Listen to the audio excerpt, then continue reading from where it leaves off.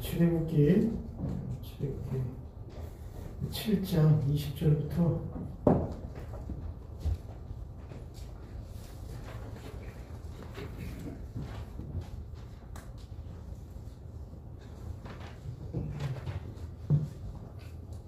출애굽기 7장 20절부터 25절까지 보도록 하겠습니다. 다 같이 혼자 목소리로 읽겠습니다.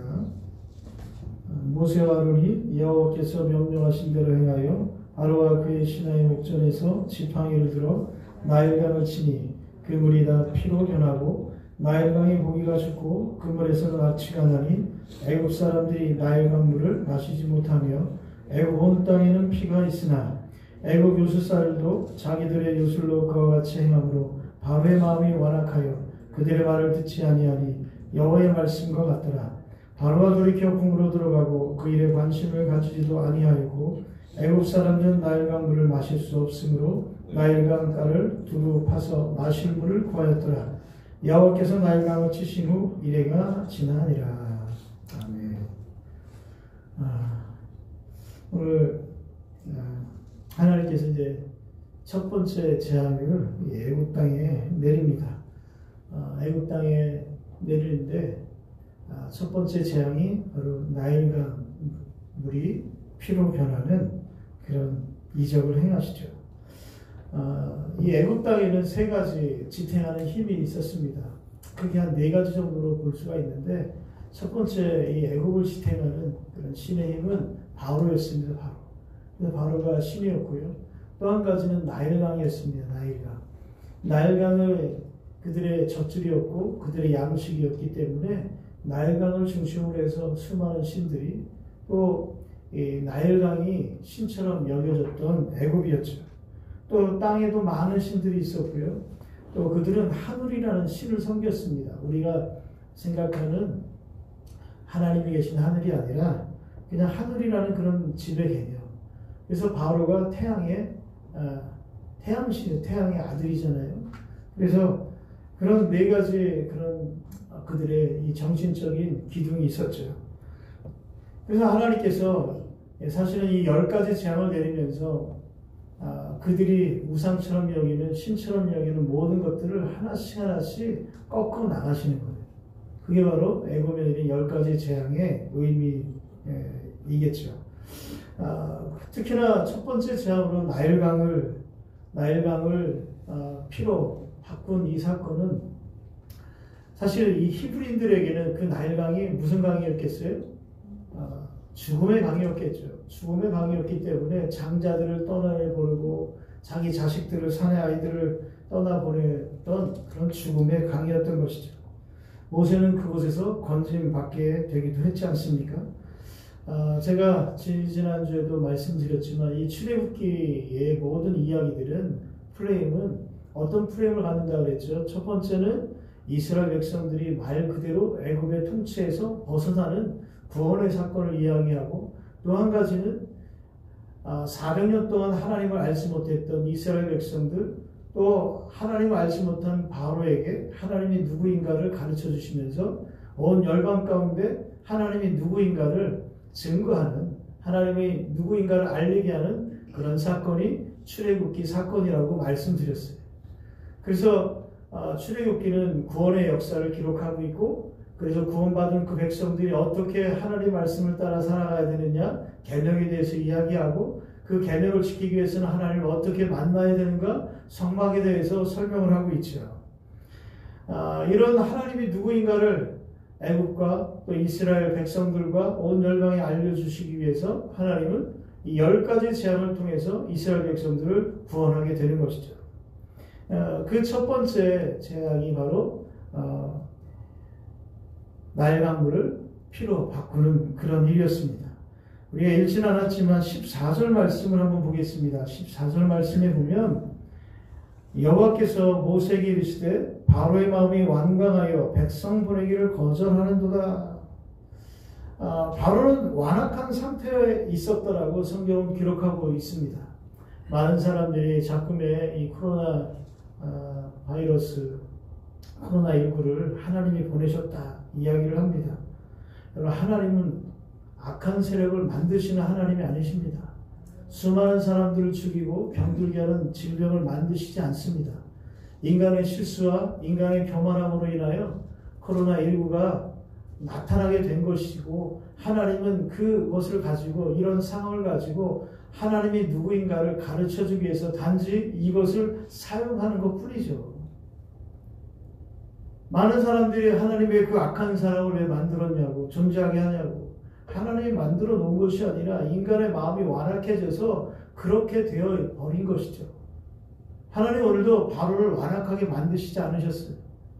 바로 스스로가 하나님의 말씀을 듣기를 싫어했고 하나님의 말씀에 청종하기를 원하지 않았던 것 뿐이죠. 그래서 사람이 이렇게 완강해지고 고집스러워지는 이유는요, 듣지 않기 때문이라는 거예요. 하나님의 말씀을 듣지 않고 살아가는 많은 사람들이 완강하게 되죠. 완악하게 됩니다. 하나님 없이도 잘 산다라고 그렇게 이야기를 합니다. 사람은요, 희한하게도 듣고 싶은 것만 듣습니다. 설교도 그래요. 설교도 듣고 싶은 부분만 들어요. 전체적으로 들어야 되는데 그 부분만 듣습니다. 그리고 이 부분은 내 얘기가 아니라 박 집사, 김 집사의 이야기라고, 내 남편의 이야기라고, 내 아내의 이야기라고 그렇게 생각하면서 듣고 싶은 부분만 듣는 거예요. 사실 또 목사도 그렇습니다. 하고 싶은 말만 합니다. 하나님의 말씀을 딱 전해야 되는데 자기가 하고 싶은 이야기도 많이 전할 때가 있어요. 여러분, 하나님의 말씀을 청종케 하는 것은 아주 중요한 것이죠. 그래서 너희는 내 말을 청종하라, 하나님이 말씀하지 않습니까? 오늘도 우리의 귀가 하나님 앞에 열려져야 될 줄 믿습니다. 바로는 하나님 말씀에 관심을 두지 않았다는 거죠. 우리는 하나님에 대해서, 또 교회에 대해서, 이웃에 대해서 관심을 가져야 될 줄 믿습니다. 하나님 외에 다른 것에 관심을 가져서는 안 되는 거죠. 내가 하나님께 관심을 갖고, 하나님 말씀에 관심을 갖고, 내가 예배에 관심을 갖고, 헌신에 관심을 갖고, 선교하고 전도하는 것에 관심을 갖는 우리의 삶 속에 하나님은 말씀해 주실 줄 믿습니다. 그리고 우리의 마음이 하나님 앞에 열려서 겸손한 자로 살아가게 되는 것이죠. 고린도전서 말씀처럼 먹든지 마시든지 다 하나님의 영광을 위해서, 여러분, 하나님의 영광을 위해서 살아가는 것, 그래서 우리는 들어야 되는 것이죠. 그렇다고 교회 안에만 머물러 있으라는 이야기는 아닙니다. 여러분, 교회는 사람이죠. 교회는 건물이 아니지 않습니까? 사람입니다. 그러므로 우리가 사람에게 관심을 가져야 돼요. 우리가 질병의 위기 시대에 살고 있는데 더욱더 우리는 사랑해야 될 줄 믿습니다. 우리가 하나님을 사랑하는 것만큼 우리가 어떻게 이웃을 사랑해야 되는 것이죠. 모이지 말아라. 저는 이 말에도 동의합니다. 사실은 이렇게 집단으로 모여서 예배하는 거, 정부에서 우려하는 거 분명히 맞습니다. 분명히 맞습니다. 이 정부의 시책에 우리 동참하는 거 교회의 역할입니다. 또 우리가 처한 모든 곳에서 하나님을 예배하는 것에 게으르지 않고 열심을 다하는 것, 쉬지 않고 우리가 기도하는 것, 이것도 역시 우리의 사명이라고 생각합니다. 그러면 이 시대는 우리가 서로 격려하고 어떤 처지에 있든지 간에 우리는 어떻게 격려하고 축복해주고 위로해주고 소망을 주는 그런 주의 백성들이 되어야 될 줄 믿습니다. 그래서 우리가 조금 성숙해져야 돼요. 성숙해져야 돼요. 관심을 갖는 것도 사랑하는 것도 좀 성숙해져야 돼요. 많은 사람들이 사랑한다고 하면서 자기가 하고 싶은 대로 사랑을 해요. 자기가 관심을 두고 싶은 것만 관심을 둔다는 거죠. 여러분, 사랑해도요, 방법이 있어요. 내 방법대로 사랑하는 게 아니에요. 내 방법대로 베푸는 게 아니에요. 내 의지대로 내가 하고 싶은 것만 섬기는 것이 아니에요. 상대방이 받고 싶은 것을 줄 아는, 상대방이 사랑받고 싶은, 사랑을 베풀음을 받고 싶은 것을 내가 줄 아는, 여러분, 이런 사람이 진정한 사랑을 베푸는 사람이죠. 내가 하고 싶은 대로, 내가 속이고 싶은 대로, 내가 주고 싶은 대로 사랑하는 것이, 헌신하는 것이, 섬기는 것이 아니라는 거예요. 여러분, 성숙한 믿음을 가지고 성숙한 모습으로 서로 사랑하고 격려하시는 여러분들이 되시기를 주의 이름으로 축원드립니다. 우리가 15절 말씀을 보면 15절 말씀에 아침에 너는 바로에게 가라. 바로가 아무래도 나일강을 신처럼 여겼던 애굽 사람들의 마음처럼 아마 제의적인 의식을 하러 나일강가에 가지 않았나라고 생각을 하기도 합니다. 그래도 중요한 것은 이 아침이라는 시기죠. 아침은 모든 사람들에게 소망을 주는 그런 시기일 것입니다. 그런데 이제 이 아침이 이 바로에게나 애굽 사람들에게는 뭘로? 절망으로 바뀌게 되죠. 하나님을 알지 못하는 자들에게 이 아침이라는 이 시간이 오히려 소망에서 절망으로 바뀌게 되고, 오히려 히브리인들에게는 어떻게 됩니까? 이 아침을 기다림이 정말 소망으로 다가가는 그런 시간이 되죠. 하나님을 알지 못하는 자들에게 많은 이 아침이라는 시간은요, 절망으로, 하나님의 심판으로 다가갈 수밖에 없고요. 하나님을 경외하는 자들에게는 소망의 시간으로 임하게 될 줄 믿습니다. 그러면서 15절 말씀에 너는 무엇을 가지고 뱀 되었던 지팡이를 손에 잡고, 하나님께서 모세에게 이 지팡이를 허락합니다. 여러분들 이 지팡이 누구의 지팡이입니까? 우리 17절 말씀에 보면 여호와 이같이 이르노니 내가 이로 말미암아 나를 여호와인 줄 알리라. 볼지어다 내가 내 손에 지팡이로 나일강을 치면 그것이 피로 변하고 모세의 것이죠. 우리 19절 말씀 또 볼까요? 여호와께서 또 모세에게 이르시되 아론에게 명령하기를 내 지팡이를 잡고 내 팔을 애굽의 물들과 강들과 운하와 못과 모든 호수에 내밀라 하라. 그것들이 피가 되리니 애굽은 온 땅과 나무 그릇과 돌그릇 안에 모두 피가 있으리라. 누구에게 명령하시죠? 아론에게 또 명령합니다. 누구의 지팡이입니까? 아론의 지팡이입니다. 여러분 결국은 모세의 지팡이도 되고 아론의 지팡이도 되고, 결국은 그 지팡이를 통해서 누가 역사하십니까? 그 지팡이를 허락하시고 그 지팡이 가운데 능력을 행하시는 분은 하나님이시지 않습니까? 결국 하나님의 지팡이가 되는 것이죠. 오늘도 우리가 하나님의 말씀을 붙들고 순종하며 살아가는 우리에게 필요한 것은 내어드림이에요. 나의 소유가 아니라 하나님의 소유를 인정하고 나는 단지 청지기임을, 나에게 주어진 시간이든 나에게 주어진 달란트든 나에게 주어진 물질이든 나에게 주어진 건강이든 나에 대한 모든 것들이 다 누구의 것? 하나님의 것임을 우리가 인정하고 이 땅에서 나의 소유권을 주장하기보다는 하나님께 우리의 모든 소유권을 내어드리는 삶, 여러분 그럴 때 우리는 하나님의 도구로 쓰임받게 되는 것입니다. 하나님의 일을 감당할 때 하나님이 시키는 것이 중요하지 아론이 하든 모세가 하든 누가 하든 상관이 없는 거예요. 우리는 누가 잘하면 시기합니다. 질투합니다. 나도 잘할 수 있는데. 그래요 여러분, 우리는 잘할 수 있습니다. 그런데 하나님께서 어떻게 해요? 그 일을 그 사람에게 그 순간은 맡겨준 거죠. 그러면 우리는 시기하고 질투할 이유가 단 1도 없는 거예요. 오늘 서로 격려해 주시고 칭찬해 드리는 여러분들이 되기를 주 이름으로 축원드립니다. 17절 18절 말씀해 보니까 여호와가 이같이 이르노니 내가 이로 말미암아 나를 여호와인 줄 알리라. 볼지어다 내가 너 내 손에 지팡이를 나일강을 치면 그것이 피로 변하고. 18절 같이 읽어볼까요? 나일강의 고기가 춥고 그 물에서는 악취가 나리니 애굽 사람들이 그 강물 마시기를 싫어하리라 하라. 모든 만물의 소유권은 하나님이시죠. 그래서 10가지 재앙, 아까도 말씀드렸지만 애굽의 신들이었습니다. 그런데 그 모든 신들이 10가지 재앙을 통해서 하나님 앞에 철저하게 무너지게 되죠. 그렇게 무너지게 될 때 오늘 말씀처럼 그들이 신처럼 여겼던 그 나일강 물이 피로 변화가 될 때 거기에서 어떤 일들이 벌어집니까? 모든 생물들이 죽게 되죠. 그리고 악취가 나게 됩니다. 여러분 세상이 그렇습니다. 하나님을 알지 못하는, 하나님의 말씀을 듣기를 싫어하는 완강한 마음에, 완악한 마음에 있는 세상의 모든 것들이 어떻게 됩니까? 결국 하나님의 심판 가운데 죽게 될 수밖에 없고, 하나님의 심판 가운데 거짓과 겉모술수로 인해서 세상의 모든 것들이 악취가 날 수밖에 없다라는 거죠. 음모와 거짓이 판치게 되어서 세상은 썩어갈 수밖에 없고요. 세상에서 냄새가 날 수밖에 없고 결국은 죽음의 세상이 되는 것입니다. 그래서 예수님께서 이 땅에 오셔서 처음으로 행한 기적이 뭡니까? 물이 변하여 포도주가 되게 하셨죠. 여러분, 그 포도주는 우리를 살리실 피라는 것을 증거하고 계시고요.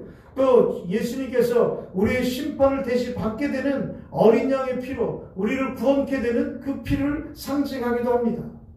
바로왕은 그래서 어떻게 됩니까? 이 10가지 재앙을 통해서 고센 땅만에는 어떻게 우박이 내리지 않고 하나님의 이 심판이 이르지 않으니까 그 땅에 있는 이스라엘 백성들이 어린 양의 피로서 구원받게 되니까 결국 어떻게 해요? 내 땅에서 너희들이 떠나가라 이렇게 얘기하면서 너희 하나님을 예비하라 말씀을 하게 되죠. 결국 어린 양의 피로 구원받게 된 이스라엘 백성들은 홍해를 건너가게 되지 않습니까? 그러니까 이 10가지 재앙 가운데도 예수 그리스도의 구원의 의미가 담겨져 있다는 것을 우리는 깨달아야 되는 것이죠. 오늘도 우리는 이 땅 가운데 생명의 젖줄을 흘려보내야 할 사명이 있습니다. 예수님의 구원의 강물을 흘려보내야 할 사명이 있다는 것이죠. 악취가 나는 세상 가운데 우리는 생명의 물을 흘려보내야 할 의무가 있는 것입니다. 심판의 세상을 다시 생명으로 인도해야 할 의무가 있는 것이죠. 하나님 알지 못하는 많은 영혼들을 주님께로 인도해야 할 사명이 있는 것이죠. 저는 지금의 시간이 오히려 정말 예수님의 사랑을 전할 그런 시기가 아닌가 생각해 봅니다. 그래서 지난 한 주간은 그런 마음이 들었어요. 이것이 맞다, 저것이 맞다, 이것이 옳다, 저것이 틀리다, 이것이 올바른 행동이고 저것이 올바르지 못한 행동이다. 이렇게 따지기 전에 나는 어떻게 할 것인가? 나는 어떻게 살아갈 것인가? 내 이웃에 관심을 갖고 좀 더 우리가 사랑하고 예수님의 위로를 전할 수 있는 그런 삶이 되어야 되지 않을까 생각해 봅니다. 오늘 더욱더 개인적인 마스크도 쓰고 이제 악수도 안 하고 TV 보니까 이제 악수를 이렇게 안 하고 이렇게 하더라고요. 이렇게 모르십니까? 멕시코 대통령이 코로나 바이러스 감염 때문에 악수 안 하니까 이렇게 자기를 안으면서 내가 여러분들 이렇게 사랑하고 여러분들 이렇게 안아주고 싶다고 이렇게 인사를 하더라고요. 우리 멀찍이 말하지 말고 옆에 있는 분들에게 이렇게 한번 위로합시다. 나는 당신을 사랑합니다. 야, 진짜 아무 말도 말씀 안 하시네. 오늘도 우리가 하나님의 평강이 많은 영혼들에게 임하도록 기도해야 합니다. 할렐루야. 하나님의 평강이 임하게 하여 주옵소서. 여러분, 걱정, 근심, 염려가 없는 것이 평강이 아니잖아요. 하나님과의 끊어진 관계가 회복되는 것이 진정한 평강인 줄 믿습니다. 우리 주변의 모든 일들을 영적인 감각을 동원해서 우리는 하나님의 뜻을 읽을 수 있고 하나님의 마음을 깨달을 수 있고 하나님의 표정을 읽을 수 있는 자들이 되어야 될 줄 믿습니다. 그리고 하나님의 뜻 앞에 우리의 삶을 내어드리는 그런 삶을 살아가야 될 줄 믿습니다. 20절 오늘 읽었던 21절 말씀 가운데 이렇게 기록이 되어 있습니다. 모세 아론이 여호와께서 명령하신 대로 행하여 바로와 그의 신하의 목전에서 지팡이를 들어 나일강을 치니 그 물이 다 피로 변하고 21절 나일강의 고기가 죽고 그 물에서는 악취가 나니 애굽 사람들이 나일강 물을 마시지 못하며 애굽 땅에는 피가 있으나 이제 완전하게 하나님의 심판이 이루어질 때 애굽에 있던 이 나일강의 물이 피로 변하게 되어서 고기가 죽게 되고 악취가 나서 물을 마시지 못하게 되었다는 거죠. 그럴 때 어떻게 해요? 나일강의 물을 마시지 못하며 여러분 하나님의 심판이 임하게 될 때 하나님을 알지 못하고 하나님 앞에 완악한 마음을 가지고 다니는 사람들 가운데 심판이 임하면 어떤 일들이 벌어진다고요? 갈증이 생깁니다. 물을 마시지 못해서 이 갈증을 느끼게 된다는 거예요. 여러분 하나님을 알지 못하는 많은 자들에게 세상에서 계속 무언가를 얻고 세상에서 뭔가를 채우려고 하는 그들에게 계속해서 채워지지 않는 이 마음의 갈증이 생길 수밖에 없다는 거예요. 저는 이 때가 아까 우리 전사님도 기도했는데 정말 이제 교회 가서 예배드리고 싶다. 혼자서 예배드리니까 좋은 줄 알았는데 참 이것도 별로네. 이게 참 쉽지. 혼자서 예배드리 인터넷 예배가 쉽지 않네. 모여서 찬양하고 싶고 모여서 기도하고 싶고 우리 전사님 그러시더라고요. 목사님, 이때 우리도 뭐 인터넷, 유튜브 뭐 이런 거 좀 강화해서 또 찍어서 좀 성도들에게 보내줬으면 좋겠습니다. 근데 제 마음 가운데 이럴 때 우리 성도들이 이 목사님, 저 목사님 말씀도 이럴 때 외식 한번 하는 거죠. 공식적으로 외식도 하면서 우리 목사님 말씀이 참 좋구나 라는 것을 좀 깨닫게 됐으면 좋겠다 라는 생각이, 이런 교만함이 저에게 들더라고요. 주님, 교만한 거 제거하여 주옵소서. 좀 다양하게 말씀도 좀 들어야죠. 네. 그래도 뭐니 집밥이 최고다 라고 좀 느껴졌으면 좋겠다라는 개인적인 바람이 좀 있어요. 할렐루야.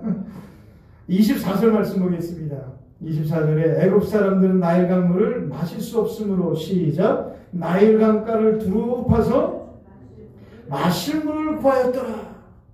그래서 세상 사람들이, 하나님 알지 못하는 많은 사람들이요, 세상 가운데 나가서 자꾸 파는 거예요.